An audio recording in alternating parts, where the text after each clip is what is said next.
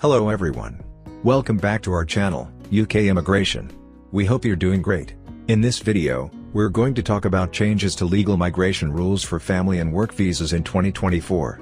In 2024, the United Kingdom implemented substantial reforms to its immigration policies, signaling a significant shift in how it manages migration and economic contributions from foreign nationals spearheaded by Home Secretary James Cleverly. These reforms aim to tighten immigration controls, reduce overall immigration levels, and prioritize economic sustainability. If you are interested in this, to get all the information, pay attention and watch the video through to the end. Please hit like and subscribe, and don't forget to push the notification bell for an upcoming video. So, without any further delay, let's jump into the video.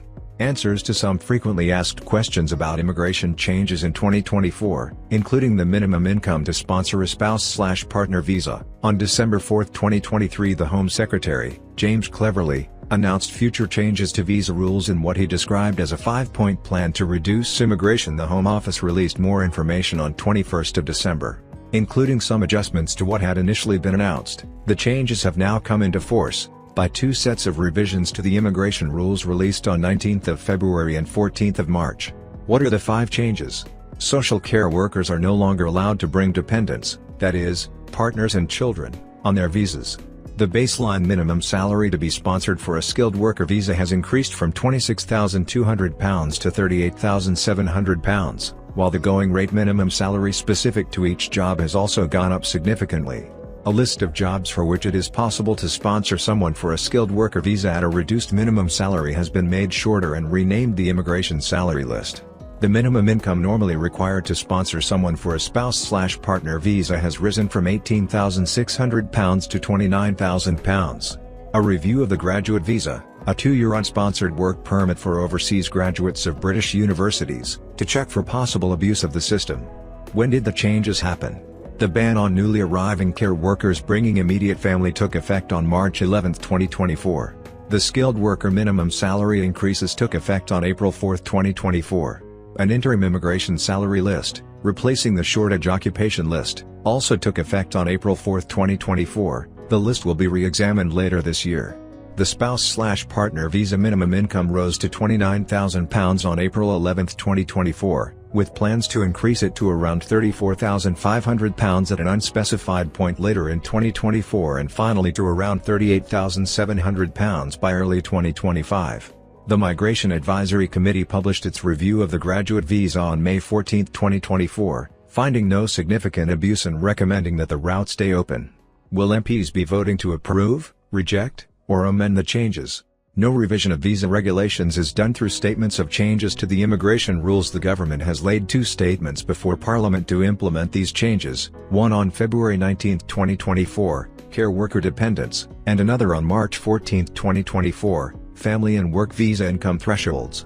Statements of changes take effect automatically unless either the House of Commons or the House of Lords actively votes to annul them within 40 days. Usually, there is no vote and the government is not obliged to make time for one in the Commons even if MPs table motions against the changes, as Alison Thewlis of the Scottish National Party did, early day motions 573 and 574. There was a Westminster Hall debate on the family visa changes on 23 April, sponsored by Paul Blomfield, Labour. This did not involve a vote. Why did the government decide to make these changes?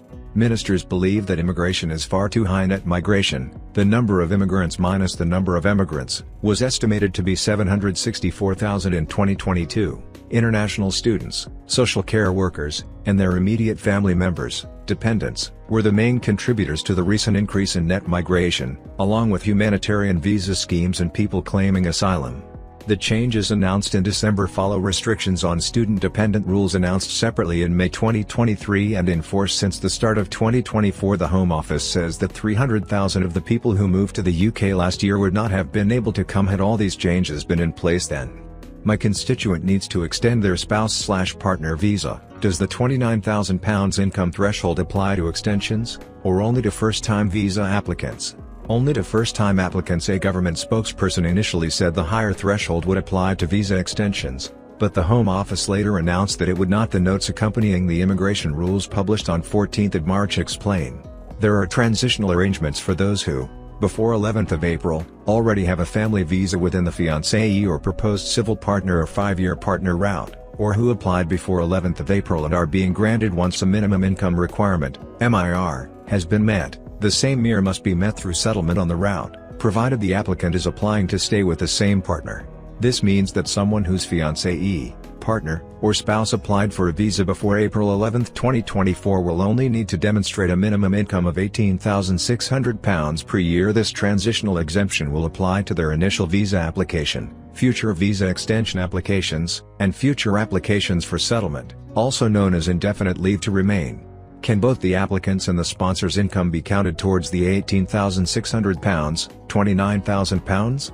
When applying for the initial visa from outside the UK, only the sponsor's income can be counted towards the minimum income threshold for extensions and permanent residence. Both incomes count. People generally need to provide evidence of having earned that income for the past 6 months, although the exact rules are complicated. There are also some options for people who do not earn the minimum income, allowing them to qualify for the visa by other means such as by using savings above £16,000 or in exceptional circumstances. Do savings still count toward the minimum income threshold? Yes, the basic rule is the same as before, only savings above £16,000, divided by 25, count towards the threshold. Usually, people will add savings to the sponsor's income to get to the threshold, although they are also allowed to use only savings. A couple with no relevant earnings who are looking to meet the threshold entirely through savings now need a lump sum of £88,500. As with the main income rule, people generally need to have had the required amount of savings in their accounts for 6 months before applying. Has the minimum income also increased for members of the armed forces who want to sponsor a spouse/partner visa? Yes, but only to £23,496, the armed forces minimum wage. Do any comparable countries apply minimum income rules to spouse visas?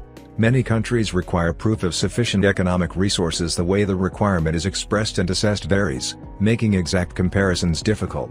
Where countries do express the requirement as a minimum income, such as in Belgium or Norway, library research has so far not found any examples of the threshold being set above or close to £38,700, the level the UK government ultimately intends to reach.